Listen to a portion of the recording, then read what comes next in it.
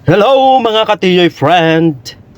Andito naman po tayo sa ating kusina at nakabili naman ako ng isang malaki at sariwang opo.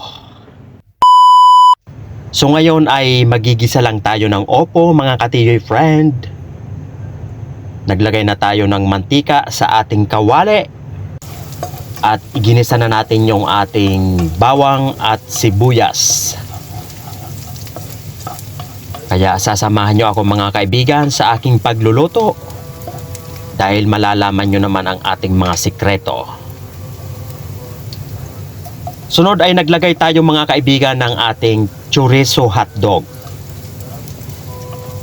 Matamis-tamis yan mga ka-TJ friend. Chorizo hotdog. At syempre naglagay din tayo ng kamates. Ayan, patuloy pa rin tayo sa ating paggigisa mga ka-TJ friend.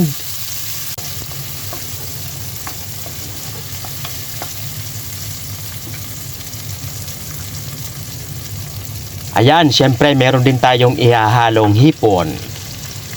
So tinanggalan na natin yan ng balat at ulo. So malinis na yan. Tinanggal na rin natin ang bituka sa likod.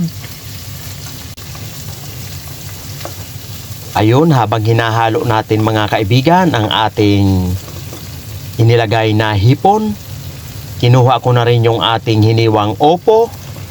Yun, at inilagay na natin lahat sa ating kawali. Masustansya na naman ang ating ulam ngayon mga ka-TJ friend.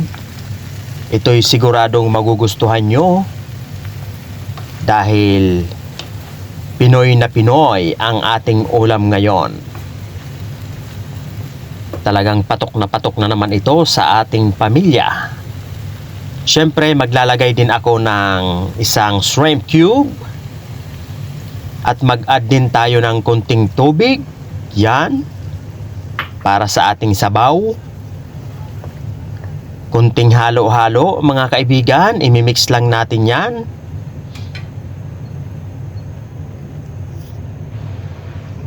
Ayan, takpan lang natin yan mga ka-TJ friend ng mga 5 minuto.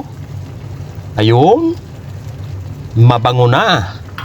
Naaamoy ko na ang ating niluluto. Siguradong magugutom naman kayo sa ating putahe ngayon mga ka-TJ friend. Kaya kung hindi ka pa nakakapag-subscribe, abay isubscribe mo na ang aking channel.